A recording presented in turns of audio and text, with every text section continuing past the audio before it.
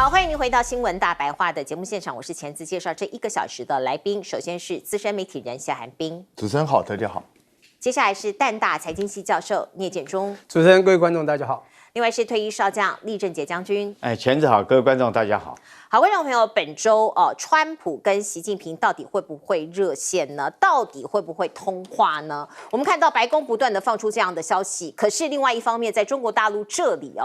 好像冷回很冷淡。那到底怎么回事？川普在刚刚最新的这个发文是这样写的，他说：“我很喜欢中国国家主席习近平，一直都很喜欢，而且永远都会喜欢。可是他非常的强硬，很 tough， 我很难跟他达成协议。所以意思是什么？是暗示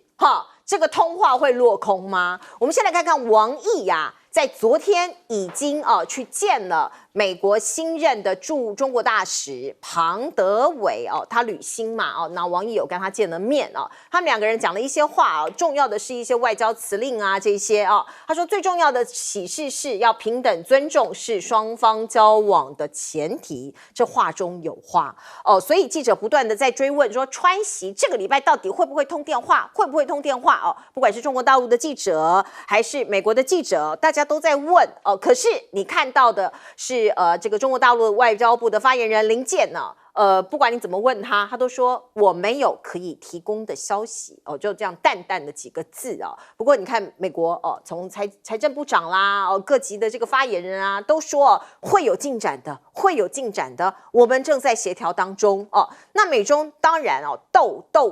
现在破了吗？过去我们说斗而不破，那也可以看到在科技上面呢互别苗头，像是华为它有一个纯粹的80系列新品发布会即将在6月11号召开，有很多包括这些科技迷手机或者是各种这个对科技电子产品非常注意的人都会守在线上看。那另外苹果的开发者大会也是重头戏两个人打对台耶，它是在6月10号到14号召开所以两大科技巨头的发布会时间撞齐有一种隔空较量的一种意味。那另外呢，我们看到《纽约时报》的评论是这样讲的，他说未来中国将占据主导地位，美国有可能将变得没有那么重要了这是《纽约时报》的一篇报道。他说川普正在破坏美国实力和创新的支柱，包括你看到他对哈佛他对很多方面的一些措施跟限制。那关税战现在正在危及美国企业进入全球市场和供应链的机会，而中国呢在另外一方面它的轨迹它的发展完完全全不同迥异。北京非常关注赢得未来对量子计算还有机器人等尖端技术进行了长期投资所以呢这个纽约时报就说如果按现在的轨迹发展下去的话，中国最后很有可能会在高端制造业汽车晶片核磁共振还有这个成像仪以及商用飞机都会站在主导的地位这个是美国的媒体对自己的国家的政策的未来发出一些忧心的窥探。可是呢这个美国政府当然也不是吃素的他也不断的在卡丢出一些策略，包括这个是验船协会那他现在说我要终止一件事情，就是你中国大陆企业的货柜我不帮你做验证了我不管不要，可是其他国家我在中国大陆投资或是制造的货柜 OK 的，他很精准他就只挑中国大陆的企业这是美国验船协会 ABS 的最新公告。那美国呢还很多的禁令，包括据说下一步是要做无人机的禁令。那众所皆知中国大陆的大疆在这个无人机的市场现在是 No.1， 他现在呢要筹备一系列跟无人机相关的行政命令，可能会禁止中国无人机制造商在美国销售新机型所以看起来这个科技战商业战打的是越来越烈，感觉没有和缓的迹象。那我们也可以看到呢，美国在日内瓦会谈之后，其实某种程度不断的在卡一系列的一些举措都是针对中国的，包括11号日内瓦谈判才结束，隔天12号就发布 AI 晶片出口的管制指南，到了5月28号宣布撤销中国大陆留学生的签证29号 EDA 软体禁售中国，29号同一天禁售中国 C919大飞机的关键技术。那另外呢，包括这一些很多方方面面的一些卡所以对中国大陆来说，他接受到的是你没有要和，而是大家继续战吧我们看到 Bloomberg 的报道是说，供应链专家有特别讲在这样子的僵局里头，中国可能已经逐渐占优势了。因为美国在稀土方面距离摆脱对中国的依赖至少还有10年。怎么说？因为美国有矿，或者其他世界有矿，可是你这个炼这个矿的技术啊，这稀土的技术现在还没有办法完全拿到以及它的高污染啊等等的问题，你可能10年之后才有办法把稀土拿到手上，这关键技术以及存量拿在手上。所以到底是不是对美国有利呢？光是稀土这一项，它就卡死你啦。那另外呢，我们看到这就是最大的王牌嘛，我刚刚讲卡死你美国的命脉那川普最新的保命动作是什么呢？这是路透社的这个报道，他说他取得了一些关键的文件，川普准备动用紧急权力，提高美国关键矿产的国内产量以应用于制造消费品、电脑晶片、机器人跟先进武器。可是我们刚刚也讲了，这也是自相矛盾，因为你技术上还来不及啊，不是说你今天把这个矿产给取出来，隔天就可以用了，不是这样的要10年。那《华尔街日报》就说，中国立场转强硬，贸易谈判将要求美国放行晶片据说这个中国大陆这边的要求是，晶片这个部分你要给我放行，有可能吗？来，请问彬哥。没有，川普自己讲完，然后叫贝森特讲，发言人讲，一个一个讲，都说这个礼拜可能会会面。可是看起来大陆并不买单嘛，因为大陆要的是实质的，你真正的诚意，你也必须做出让步，我们才有谈的必要。如果你对我越来越强硬，我到底要跟你谈什么？没什么好谈的那这不是川普讲说哇，我好喜欢习近平就有用了，这种情书对啊，这有什么意义呢？你过去也一直在讲你很喜欢普丁啊，对，你跟普丁是好朋友啊，你看普丁有买单吗？也没有啊。所以这一招无效嘛，所以川普老是这一招已经用老了，换别招吧，这招没什么太大意义了。重点还是你的诚信原则嘛，你要不要承诺对中国大陆也要做出一些让步？如果你不承诺做出让步，那中国大陆不会有回应的。所以你看林健的讲法，我也没有告诉你说不可能，但是呢，目前我没有进一步的讯息，就是这样，也就是双方还是目前没有达成协议嘛。所以我觉得双方到底会不会见面，就看美国是不是真的能够拿出谈判的诚意出来。在拿不出来之前，这个不用讲了。那华为其实针对苹果已经不是1天2天了，他们过去好几次都是苹果要做什么发表会，我就故意选在那个日期，它显然针对性非常强。那我觉得华为也是要再告诉全世界一件事情，虽然它受尽了美国的打压，一度可能濒临那个整个瓦解边缘，可是他重新站回来，而且看起来后势非常强劲，所以他现在可以跟你针锋相对去做这件事情。反正他也不在乎了，为什么？因为你美国晶片一定不会卖他了，所以他也没有办法再依靠你，所以就是走自己的路就对了。那中国大陆未来会不会占主导地位？其实我认为这个速度是要看美国，也就是美国如果像川普这样持续恶搞下去，那这个日子很快就会来。那如果美国开始踩刹车，重新去思考他自己手中到底有多少筹码，然后采取另外的策略，也许会把这个时程拖长。所以我觉得这就是看美国自己的选择啦。那你做这些小动作，什么货柜不让你认证啊，或者是其他去压这个压那个啊，我觉得根本没有什么太大意义。为什么？因为习近平早就知道你会做这些事，所以这次他敢跟你这么硬刚，就是因为他已经做了准备。在这个准备之下，中国大陆一定会受伤，可是他就赌你，第一个，你美国撑不久，就算我们受了伤害，甚至我比你还大，我都可以撑得住，但你是撑不住。他就是在跟你赌这个嘛。那实际上现在看起来，美国已经快要撑不住了，因为美国已经急着开始跟其他国家开始在谈关税，希望至少先解决一部分问题啊。所以我觉得川普的手脚已经被人家看破了，你接下来就很难有筹码再打出来。你现在说什么王牌？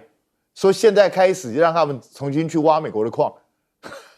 那就好像我现在客人都已经到了餐厅了，我要喝碗鸡汤，结果老板说我现在去买鸡。去养鸡。对啊，搞不好去养鸡。对啊，这哪来得及嘛？你在开什么玩笑吗？所以我真的觉得这些都是缓不济急的措施，毫无意义的。现在中方也看出美国的软肋，看出他的破绽，所以很简单，就是他会越来越强硬。也就是除非大家对等让步，那我可能可以接受，不然的话，你要稀土可以啊，拿晶片来换啊，拿其他我要的东西来换，大家就是4466嘛。那如果川普还是不愿意放手，那很快美国的整个汽车工业啊，其他相关高科技产业，包括它的军武，全部都会出状况。到时候川普怎么解决这个问题？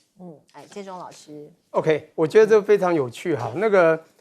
川习到底要不要谈，已经谈非常久了。然后，但是我认为他们还是不会谈，因为大家都已经知道，中国早就看穿了美国的整个手脚，就是川普的走向。因为我常常强调，川普1.0版的故事现在呢持续在上演啊。不管你是以前叫贸易战，现在叫关税战，是一样的道理。说实在，这边两边拉锯，每一个国家都有他自己的筹码，他要保护自己的筹码，就像商品要保护自己商品就课高关税。那也有想要别人的东西，他就要你放手，把你的东西给我。可接下来呢，刚刚就讲撑嘛，看谁撑得久。说不好听点，中国已经都很明显撑赢了，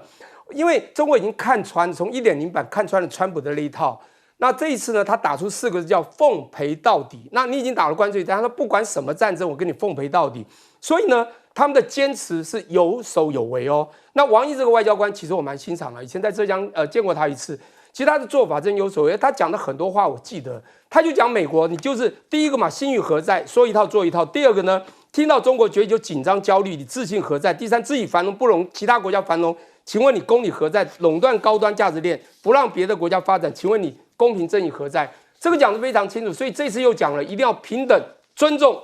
这个很重要，因为他觉得美国没有真的平等尊重，都是谈假的。不管你习近平说我一直很喜欢你，我永远喜欢你。这个一直，我也觉得他一直会这样讲。他的确跟谁都说一直喜欢，会永远吗？真和假，这是一个假情嘛，假情也好。那我现在来讲一下未来的这2个国家的科技未来，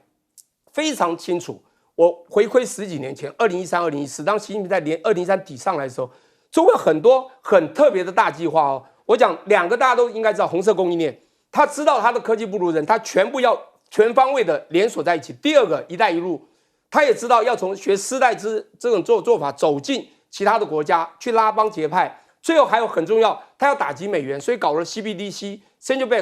Bank Digital Currency， 那个呢是用区块链大数据双低的模式，那个成立了一个叫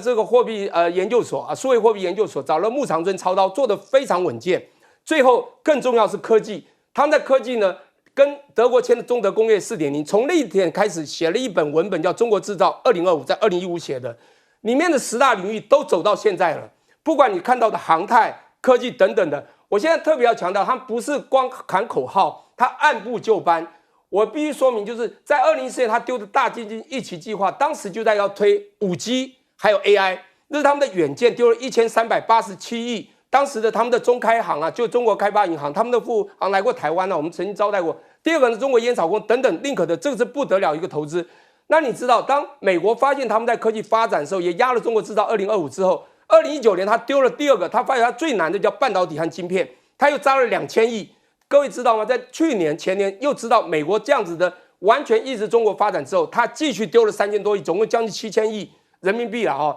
这样的一个资金是完全的要告诉他们自己的国家说，我们要把全方位的 AI 走到未来。各位，你去看看现在所有跟 AI 相关的东西，真的中国已经到了一定的水准。只是我们大部分的报道看都是西方报道，好像我们看到的美国多强多强，没有错。美国握到了全世界最上端的，包括设计，包括像他现在的 ED 要去磕人家的喉咙嘛，这个的确这个很重要啦。没有他真的也很难做到最先进制程的这个奈米技术，没有错。美国也很聪明，他磕他要，可是美国现在有点胡乱拼凑。系统混乱了，他在高处不胜寒，他拿到最高处的很多的最强项的东西，他不知道怎么 link 在一起。中国按部就班，一步一步都会赢。你看，随便一个年轻人搞个大疆无人机，只要他配套他所有的供应链的东西，马上成为世界第一，最多。电动车玩绿能，一搞绿能成世界绿能尖兵，整个汽车一卖，特斯拉都吓到了。为什么 Elon Musk 会担心中国的崛起？而且已经知道中国已经超过他了。你看那个比亚迪怎么样的销售量超过特斯拉，这一路走来，我们都看到非常清楚。但美国真的不笨这个日瑞瓦，我觉得这个协议真的是一个虚谈，为什么？美国要保护所有的东西，要中国放手你的稀土。可这稀土真的太重要，稀土我把它分3块嘛，储量、产量以及最后叫加工量、加工力。储量美国180万吨而已，中国4400万吨，25倍，24点多倍。第二个产量，美国有没有在做？美国力产啊，大产啊，美国产量的产量呢4万5千吨，中国产27万吨，6倍而已。为什么呢？跟25倍比是不是差很多？就是美国有在产。但就是刚刚前子讲的，产出来有用吗？没有办法加工，你怎么去做那些军事航太一些很重要的 material 材料？是美国就真怕这一点，因为中国加工力到90%，可以做到很完美，所以它所有的东西配套，这个 AI 的所有配套，中国有了它关键原料，在所有的整个从储量产量，它先不要讲嘛，这是未来还有更大的筹码。加工力又低，所以美国会怕，所以美国还要磕它，但发觉你不给我，就每一样都在磕你。我跟你讲。最后玩到最后，美国最后无人机都买不到，他卖给其他世界就好了。来，将军，其实从这个中美的贸易战从开打到现在来，我们很明显看出来，川普是毫无准备，然后只凭着这种一时的冲动就开打了贸易战。在军事上，如果用军事的角度来看的话，这就应验了一句话，叫做“败军之将，这个先战，然后再想办法来求胜”。换句用俗话讲，就是且战且走哈。你看他所有政策到现在，突然今天变这个样，明天变那个样。那我们看一下，从日内瓦这个会谈之后，他又端出来那么多东西。那这些东西都是临时抛出来，他突然想到什么就丢出来什么，他没有一个全班的构想。那我们反观中国这次来讲的话，从贸易战开打到现在来讲，我觉得打得有攻有守，有些地方他该守的他就守住了，该攻的地方他就攻，然后整个政策来讲一贯，比如他采取稀土政策来讲，他一开始就是管制你稀土，然后越来越多，原来只是一般的稀土，后来加到原来只是氮、镓、锗之类，后来加到中重稀土，包括军工业的稀土。那这个关税讲得很清楚，这个我们绝对不贵，然后要谈大门敞开来谈。但是现在来讲，有没有可能谈？我觉得任何人一看都知道是不可能嘛。你说两个国家大国之间怎么可能说是私底下这个幕僚参谋，或者是都没有任何沟通，然后两个国家元首就直接谈，由他们两个就直接拍板嘛？我觉得不可能。我想说，没有任何一个人有这个智慧，知道整个国家里面经贸的一个状况，什么地方该让，什么地方应该要，应该没有。你说光一个电话里面，他仓促就可以决定吗？我不相信，一定要经过很多专业的经济学者或者专业的商贸人才经过评估以后，我想说才可以做出，才可能谈的了。那川普来讲，从他这么急的要谈，我们可以看出来，其实他第一个打得漫无章法，第二个来讲的话，他心里头是非常的着急哈，尤其是稀土这件事情，我觉得对他们来讲是非常的着急。那大疆无人机，我觉得这个大疆无人机美国自己又闹一个笑话，你弄这个大疆，你不买没有关系嘛？为什么？因为这大疆无人机本来就是什么，就是商业用途，不是军事用途的。那商业用途来讲，美国一般用在什么地方？譬如说从农业开始，它就要用农业来讲，它插秧播种。那警察来讲的话，这个侦查或者这个追击罪犯来讲，它也可以用到这种无人机。譬如说我们看到飞机上面追击这个逃犯的车子来讲，它用无人机就很好用。那这个大疆强在什么地方？为什么美国做不出来？它强在它电池，你知道？它电池我们知道中国的这种锂电池来讲，它就是很强，所以它飞行时间可以更久。第二个，它卫星定位可以很准，所以它强在这两项。那你这两项，你美国就没办法赶上来。所以我觉得从进大疆无人机对美国来讲是纯粹就是自己伤自己了。那中国倒不怕担心这个大疆无人机，全世界其他国家会不买。是，所以美国有很多的政策它可能是丢出来之后又收回，或者是说它丢出来之后对自己反而有伤害，像是这一项我们知道过去它对于全球的这个钢铁啊、铝啊这些，它有课一个进口的关税是25%，可是上个礼拜我们看到呢，川普突然又签署了一项行政命令，说除了英国之外，其他的国家我都要上调1倍到50%。那个时候很多人也都说，可能川普突然这么讲，也许他会收回，结果不是这个月4号，也就是今天美国时间，他就要开始实施了，所以企业就大呼这个意外，或者是这个惊呼连连，说我难以置信希望只是暂时的措施，或是某种谈判手段，不然我们各种的制造业也要付出沉痛的代价，因为这个太可怕了，钢啊、铝啊都是很多制造业一定要用到的一个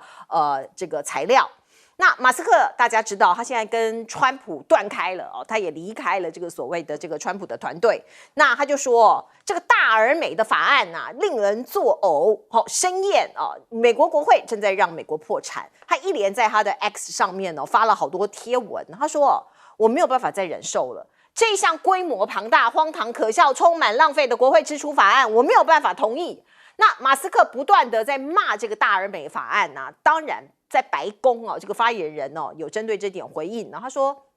我知道了，总统已经知道了马斯克的看法了哦，可是呢，总统不会改变他的立场，他会坚持下去的。不只是马斯克哦，美国参议员哦，就是共和党哦，同党同志哦，其实也不停，像是好几个参议员哦，都这个抵制。包括呢，这一位叫保罗，他说我根本不支持大而美法案，因为这个法案不符合保守主义，中间的税收措施会大幅增加美国的债务哦。那川普就回敬给他说，哦，你这个是无知啦，你对我们的计划知之甚少啦，你是一名失败者啦，哦，就直接这个骂这个对方。好，那我们看到包括一些共和党参议员为什么要抵制，至少有4名，因为除了会增加国家的债务之外，有人就提出来了，这个法案里头的第899条款，它是允许美国政府对外国政府、企业、个人等在美国投资加重税负。这个条款引发资本市场强烈的关注，因为你想想看嘛，如果你要去美国投资，然后你要对我加征这么多的税，那我就不去啦，我就把我资金撤出来啦。所以呢，当地有很多的学者或者是资本家就会说，这个市场可能会面临美债殖利率曲线这个陡化、美元走弱以及信用到利差扩大的多重冲击，因为包括这个条款是为美国将贸易战转为资本战创造空间。如果参议院没有办法澄清适用范围的话，就会有这一些所谓的后果了这是来自于大摩的一个警告。那我们也可以看到，那个联准会的官员也不断的警告川普说你再这样搞下去通膨抗通膨这件事情可能会失败这是来自于联准会的理事库克的一个警告。那不管你怎么警告都没有用，川普有时候某种程度就是自我这个信心强大，他就会一直往前走。包括 OECD 今年就第2次下调全球经济预测，而且他直接点名美国的川普关税是最大受害者他把全球的经济增长预测从原来的3.1% 下调到2.9%，而且呢，他直接说，川普的攻击性贸易政策已经使世界经济陷入下滑，而美国是受冲击最大的国家之一。你发动无差别的攻击，结果你自己的国家受害最大大概是这样的意思。那另外呢，美债有人说川普发动贸易关税战其实呢是要解决他自己的美债，可是他的长期的美债，30年期的美债，现在没有人要了，大家都把它抛售，然后去改短债，所以华尔街巨头现在也纷纷的弃长逐短，那未来可能又是一个烫手山芋啊，彬哥。老实说，他也挺有趣的。他现在为了保护美国钢铝这些产业，然后直接除了英国之外都征50%。他对英国也没有比较好，他征了25%，25%也是一个不低的税率啊。那英国实际上它出口的钢铁本来就很少，它钢铁产量在全世界排到第18名去了，所以这个对英国不会有什么太大影响。可是对全世界呢，然后对美国自己呢，这一定会造成的就是美国汽车业的成本一定会大增。有人去计算啊，光是一台汽车，你因为这个税率，你就要增加400块美金的成本，一台汽车而已。那这只是钢铝不要忘了，美国这些汽车的零件也大部分是从外国进口，这些零件又要增加成本，所以未来只会造成一种结果，就是美国的汽车价钱势必要上涨。那谁倒霉？就消费者倒霉。所以美国现在连二手车都变贵，因为大家去抢二手车。那这就是川普要的结果吗？我真的觉得他不知道自己在想什么。你以为这样就能够保护你的钢铁产业吗？恐怕也未必见得吧。你有看到有人大举在投资钢铁产业吗？所以我觉得川普在做这件事情的时候，好像都没有经过仔细的想法。比如说他这个大而美法案，这大而美法案已经很多人都在警告他，这可能会是一场大灾难。马斯克都看不下去，那他对马斯克是冷回，对于其他人就直接说啊，你根本就没有仔细看过这个法案。那我想问的是，川普自己仔细看过没有？你自己到底知不知道你在干嘛？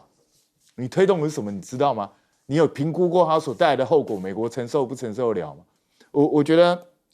他这种冒进的方案哦，到最后吃苦头的一定是美国人自己。那现在很多这些专家都警告啊，你持续这样玩下去，美国经济会被你玩死啊。可是川普就不信邪，还是对着硬干，那就无怪啊。因为我觉得最近出来的数据已经在警告川普了，因为美国第一季 GDP 是下跌，是呈现下跌负成长的状态啊，这非常糟哦。本来去年那个拜登在任的时候，至少他都还是正成长，虽然成长最高也不过到3%，但是以美国的量体来说，3%已经算还不错。那今年本来经济前景大家是看好了，结果被川普这样一搞，美国居然呈现负成长，第二季可能还会持续扩大。所以川普到底在干嘛？他到底知不知道自己正在弄死美国？我觉得这是很多其他国家非常乐意看到的。那他现在又在推稳定币这些东西，以为可以用这些东西来稳定美债啊这些东西，可是这一样是要把这些债务转嫁到全世界各国去。那大家真的会买单吗？你看现在上当的人到底有多少？那我觉得现在川普的整个施政，他因为了要保护他自己一开始的吹牛，所以不断的越走越极端。那我觉得美国民众现在大概只能期待一个东西，就是川普像他过去做了很多错误决定一样，他突然之间发现错误了，就赶快华丽转身，当作这一切都没发生过，然后自己吹嘘一个完美的胜利，又是达到一个伟大的胜利，然后就结束。如果没有赶快做这件事情的话，我觉得接下来美国经济恐怕会陷入谷底。但是美国经济怎么样，不是我担心重点，重点是美国如果经济垮，台湾大概也差不多。建中老师，我因为时间有限，我想要好好解读一下大俄美法案，叫做一个 BBB 啊 ，One Big Beautiful Bill Act， 那就3个 B， 大俄美就是前2个字的法案。但我必须说明，很多人真的解读可能有错误，包括我们啊，不好意思哈。我跟你讲哈，我甚至认为马克思跟川普也没有交恶，但是马克思从他的角度去讲。因为他当时请他来做斗局，就是马克思他提到的，Elon Musk用他的数据发觉美国乱花钱看不过去，所以他帮他真的省掉了1-2千亿。但重点是这个大俄美法案呢，就刚好冲突到他之前做的事情。他其实任务到期了，5月就要下来，结果他就跟川普讲：“你这样不对啊，因为你这样子我们省钱白省了嘛，你乱花钱，这法案不对。这为什么叫乱花？他说我哪有乱花钱？你不懂。”所以他冷回应。为什么？他的大俄美法案主要在强调什么？他在5月16号所提的，5月20号通过的时候很微小，是215票比214票，而且1票弃权，势均力敌。那这是川普想要做的东西，他一直想要提高军事力量，这里面包括边防力量，他最主要钱是花在国防。那他在军事里面花1500亿，他的边境花700亿，加起来2000多亿，所以人家说10年会多将近3兆，这样你下去还得了？我跟大家解读一个数字。政府赤字和政府负债是2个最大的问题。政府负债到国际去借钱没关系，只要你流动性没问题。全世界只有一个国家流动性没问题，叫做美国，因为它印钞票全世界买，发债大家也买，但现在它发长债大家不敢买了，这是它未来的危机。但我要讲是政府赤字很严重，欧盟在定那个进欧盟法则就是4%，这个国家已经超过了10几%，2年前还6%，现在到11%，因为它现在是7兆的政府支出。3兆差不多的政府税收，我跟各位报告4兆左右了哈。这样子，假如3到3点多兆去除以它现在 GDP 就10几%。现在一个问题来了，它现在还要花钱，如果10年再多3兆，7加10是10兆。那如果它的就基减 T 税收还要减，所以我们讲说它的大美法案是跟税收是另外一回事，要两边讲。说你的大美是花钱，税收又少收钱，还得了？再少收1兆。这时候我跟你讲哈，如果是10减3 7，所以它现在是20多%，以现在的 GDP 哦，我请问一下，这国家怎么活？这种赤字是没有办法瑞金帮你回来的，所以我这个国家会因为赤字而拖垮它，这是一定的。那我在讲，所以他真的是不太懂财政，也不懂经济，这是属于财政部分。经济部分他真的也不太，我应该说他有心呐。我讲川普这个人，其实我蛮欣赏他的魄力，他真的所学无术，你知道吗？不学无术。我讲他的这个债券，的确美国债已经到36兆之多，他的确是要削减，所以DOGE是一个好做法，来削减罚债。他的 tariff 也是1年赚回1000多亿，也不错。你知道这个是有道理的哦，他只要从现在平均4%升到只要升到10%，就可以赚回一年上千亿，那对他是好处，因为他债的确太严重，他也面临到未来可能在美元是不是能够继续霸权的危机。可他现在做下去，发现刚好适得其反，所有的回力球都打到他自己，他哪一块都是伤到最严重，是他美国自体。所以你可以看到，现在不管 IMF、OECD 所有的评价都知道嘛，全球经济将要萎缩，答案只有一个，因为你川普上来。你定了关税，全世界的产业动能，从进口动能、出口动能，到你贸易动能降低以后，产业动能断掉以后，到了国家里面的我们讲成本推动，因为你关税增加了成本 cost push 的通膨就要产生，这是一定的啊，这还用讲吗？只是因为前一阵子的利率还很高，压低了通膨，因为利率还在4点多啊，非常方锐，所以才让通膨控制哦。但是你知道，如果是景气大好的 demand pull 叫需求拉动的通膨，大家会拍手。现在你是用了关税推动的，所以你看，现在大家就警告你，你现在玩这个所谓的贸易战，打到自己的经济会出问题。你现在还大而美去玩你的财政这一部分，你的经济像我们讲货币政策就算了，你现在财政政策呢，你一个人定夺一切，我就觉得奇怪了。你看啊，有2个人角色不太一样哦。你像 Powell，Fed 的主席做货币政策头，是不是会跟他辩争？我base我们美国现在的总体经济来决定我的下一步。你川普呢要做面子，你现在快给我降息，不是就会变成另外一个叫财政部长贝森特，他就不会跟川普吵，因为他属于中心内阁。所以你做，这时候我发现不太对，我躲起来就好。所以贝森特一者就是不太懂，要不然就是不敢得罪川普。我跟你声明的讲得非常清楚，大而美就是花钱，就这么简单。税收减少就是少收钱。请问你花钱比要收钱的又多，请问怎么办？但是我又觉得他其实是因为我之前讲过，他因为也聪明到他听过一个东西叫拉法 curve， 也就是税收的一个叫做减税以后，虽然少收钱，可以创造更多的量、更多的产业投资，会量比价格降低的还多以后，就会更多的回收。那我又强调，那是雷根时代总统在1980几年是，你学当时的拉法所提的，哇，这是好方案，减税刺激景气，让景气更好 ，P 减 Q 更多。错，因为美国已经几十年已经空洞化，它制药业空洞化，你要这么快把这个 Q 打起来是不太可能，他还是搞不清楚。因此，贝森特到底财政懂不懂，有没有办法教川普，或者讨论一下，或者稍微直言一点，真正的中心是为美国，不是为川普。谢谢。是，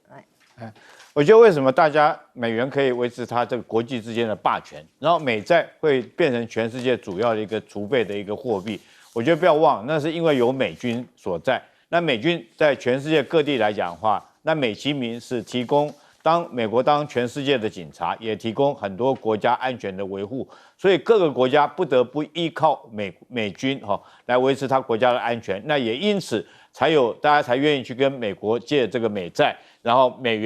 用美元来做交易。我们看到不管是北约、欧洲这些国家，甚至于日本、韩国都是如此，甚至于中东地区，它之所以用美元当做石油交易，也是因为有美军来提供他们安全。好，那现在美元、美军、美债这3个鼎足而立，把美国撑起来。那如果说是有一角缺了，我觉得这3个角都会塌陷。那现在来讲，到底哪一块会先缺？现在很难讲。我们现在看美元不断的在走弱，这是我们所见的事实。那美元最近一直在贬值。第二个，美债来讲，刚刚2位这个教授也提了，这个美债来讲现在岌岌可危，包括美国来讲，华尔街的大佬，包括摩根大通的 CEO 都非常的忧虑。如果说是美债这样持续在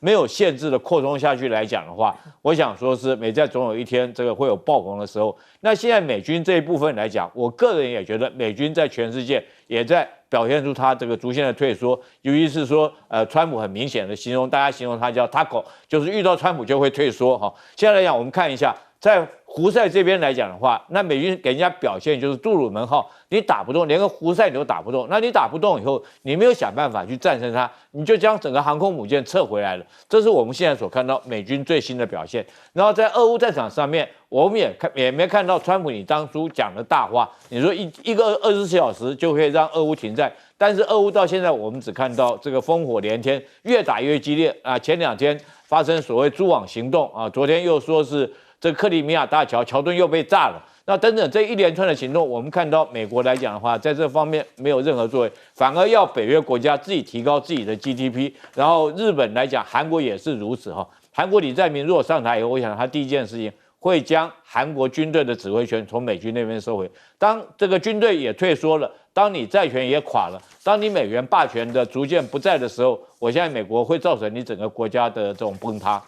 是我们看到这个全世界的战争这个现在都还在进行中，包括俄乌战争，刚刚将军有提到，还有包括不要忘了加萨走廊这里以色列其实还是没有松手。美国的前国务院发言人米勒，他卸任之后吐真言，而且某种程度是语出惊人。他说，以色列当然犯下了战争罪，但是我在位的时候不能讲啊。当发言人的怎么讲呢？他说他毋庸置疑，以色列的确是犯下了战争的罪行，可是他觉得离这个种族灭绝还有一段距离光是这样就已经让人家觉得你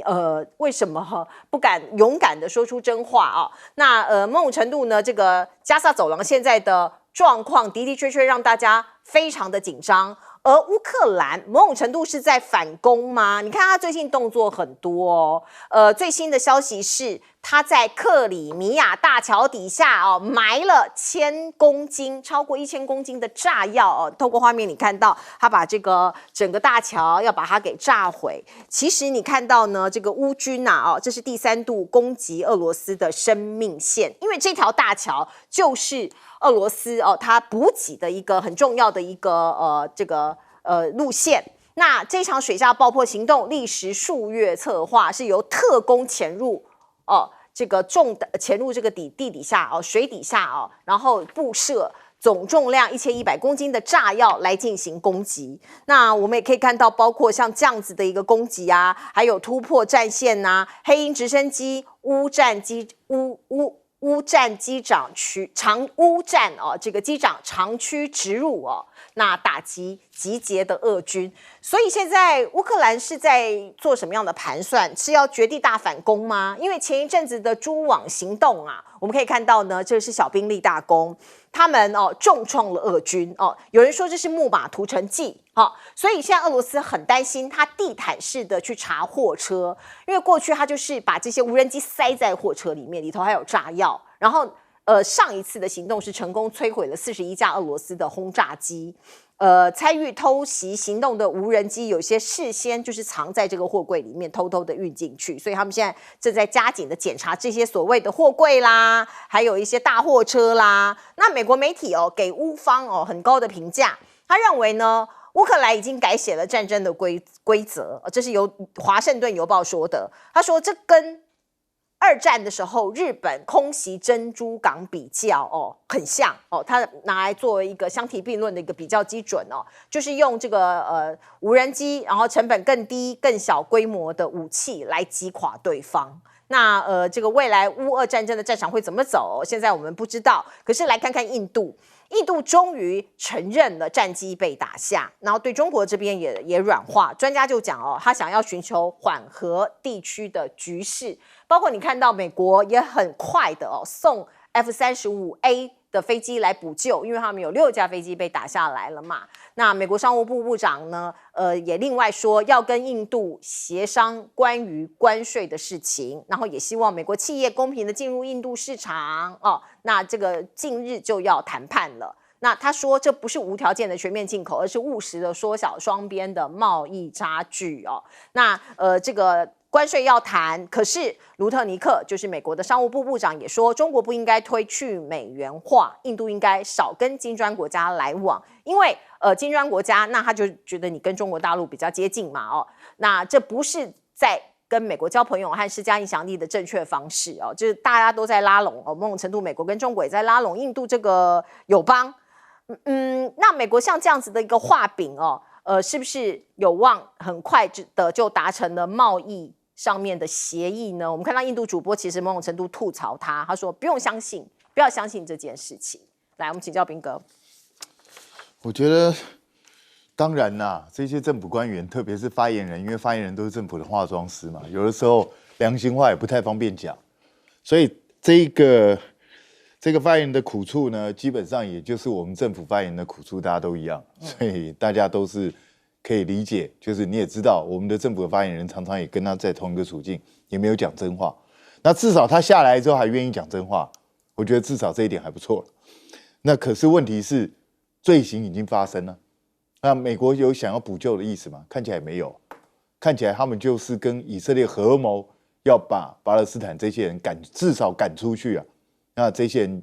就是死伤整机，他们也不管了。所以这就是美国自己在做的事情嘛，由他们的前发言人来证实啊。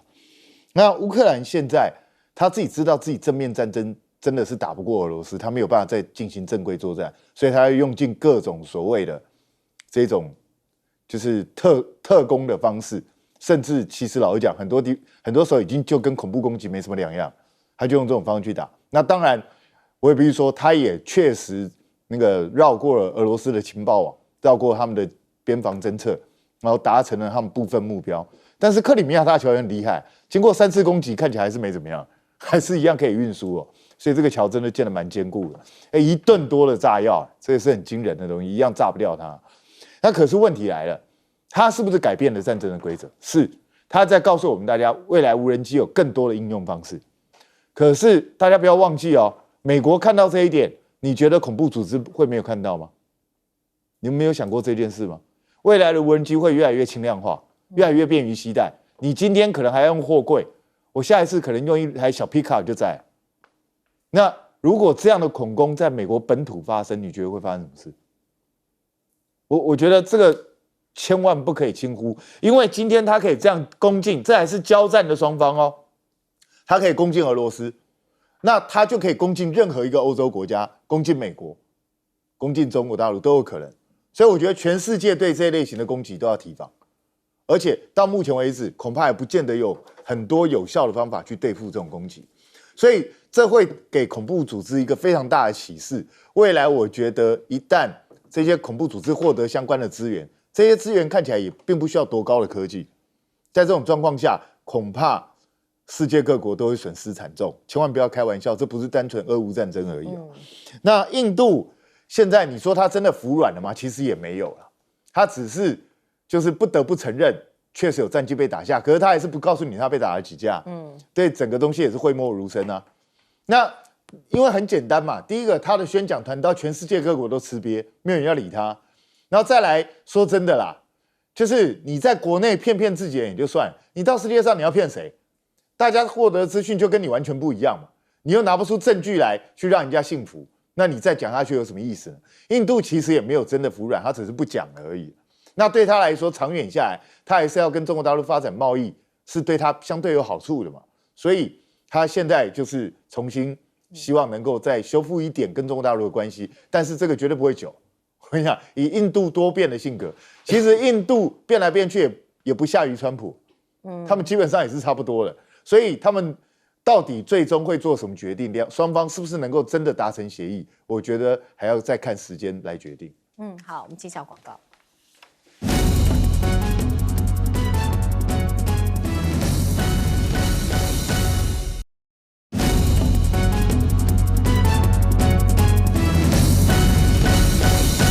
好，我们请教聂老师。好，我先讲那个加沙这一块，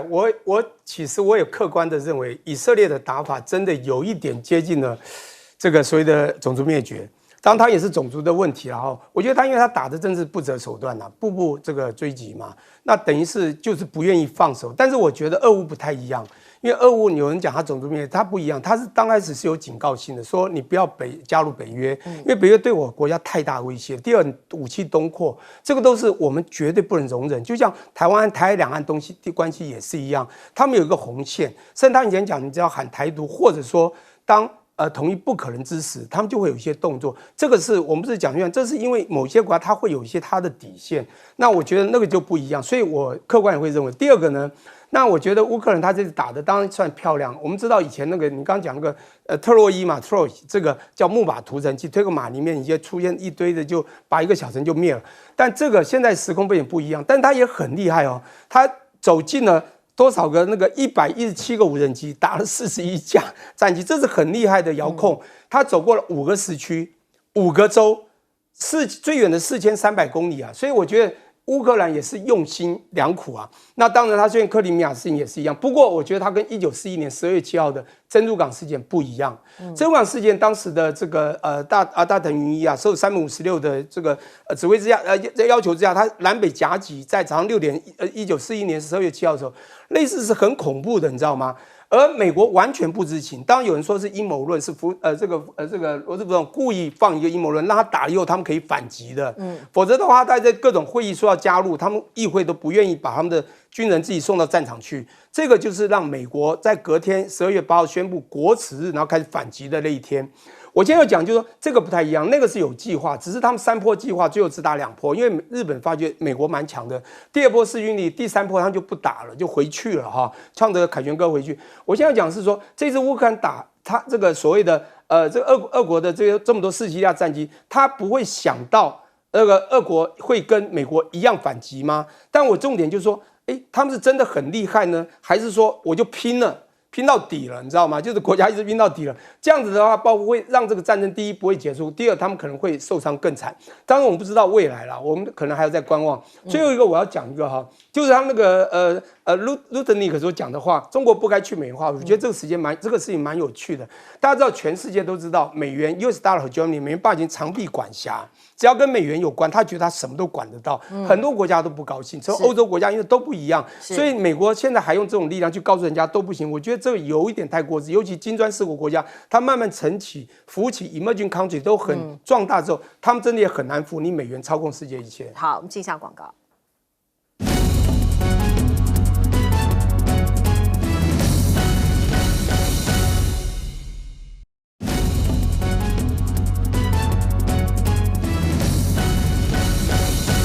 好，《华尔街日报》说乌克兰正在改变战争形态，这是真的吗，将军？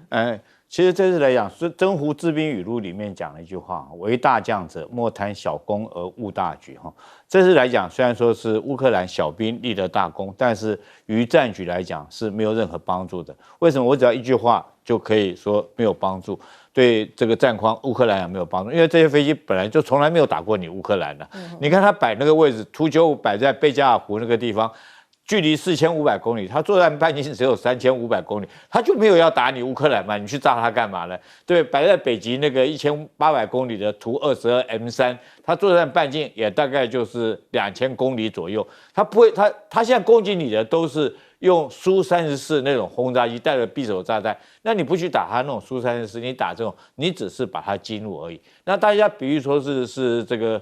美国的珍珠港事变哈，美国珍珠港事变就是小兵立了大功，大功立了以后就整个误了战局，那因此而激怒美国，最后的结果怎么样？最后你是战略失败，美国用原子弹去丢你。那我觉得从这次事件来讲，美国自己要提高警觉，因为我们在上个月听到一则新闻，那真的看得心惊胆跳。美国到现在没有一个解释。美国的亚利桑那州发现不明的飞行物去飞过他们的军用机场，其中在上个月的时候有一架 F-16还跟它相撞，那代表是真的就不是说是传说中的UFO，而是真的有这种不明飞行物。那到底是什么？是毒枭携带的毒品还是怎么样？那证明美军拿这些不明的飞行物，那也一点皮条都没有。那是不是跟这个俄罗斯拿这些无人机一点皮条都没有？那如果说是这个其他有心的国家用这种方式去攻击美国来讲的话，我讲这美国来讲可能又会遭临一次911的恐攻事件，